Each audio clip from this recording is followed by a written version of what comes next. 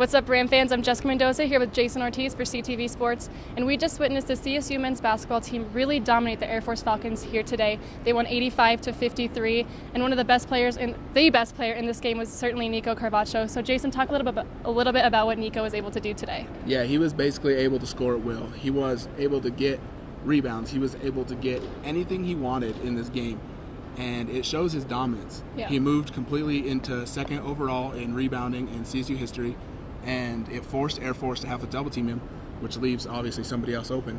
And Anthony Massatabana really stepped up today. Yeah, absolutely. Like you said, 20 points for Nico Carvacho, 14 rebounds. And then coming up second leading scorer in this game was Anthony Mason-Bonner. And the interesting thing about that is he played about 10 minutes less than everyone else on this court today. So he was really clutch behind the arc today. He was a great player for CSU to have on the court.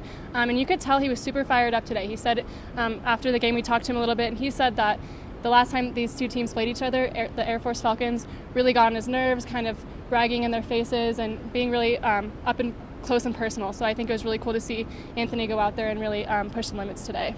Yeah, Anthony showed that they aren't going to go away in this season. It's sure they're not having the season they wanted, but they're going to impose their will on anybody that they want, and they're going to try and just upset some seasons. Yeah, absolutely. It was a great upset. CSU starting today's game at 9 and Air Force at 7, so it'll be interesting how those things are going to change. And then I did want to also touch on Hiron Edwards.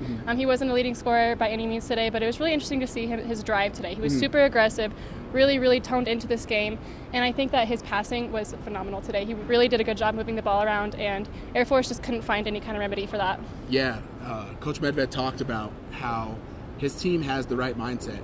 There was 5 minutes left in the game, and they were up by 30. And Hiron Edwards, he's still diving for balls on the floor. Yep. There's no quit in him, and you saw that today. He really played a great game. Yeah, absolutely. And for Air Force's side, we definitely didn't expect to see what we saw today. There was a couple of people who played exceptionally well in the last time these two teams met up. So, Jayson, what do you think went wrong for them today? Basically, that Lavelle Scotty was non-existent in this whole game. He played 27 minutes, and I don't think he played very much in the second half. No, he didn't. But A.J. Walker, he played great in the first half. True. And then completely fell off in the second half. And I think it was because they were starting to get down, so they started to take more jumpers. At the beginning of the game, he was driving, he was dishing, and it seemed like once they started getting down, they started taking desperation threes, and they just weren't falling. Yeah, absolutely. He definitely got really cold in the second half. And Ryan Swan was someone else we thought we really had to look out for today. He was decent in the first half, but definitely he was it was very clear that he was getting shut down by Nico Carvacho. There really wasn't a whole lot he could do. So this is the exact kind of performance that we're going to want to see this Rams team do going into their home game against Nevada. That's going to be on Wednesday, like I said, at home, where they will be taking on the number 8 Wolfpack. Yeah, and going into Nevada, it's going to be a tough test. Moby Madness is going to have to step up. Home court is going to be big. You got Caleb Martin, Cody Martin. They're coming in as probably the best 1-2 guards in the Mountain West, and if not in the country.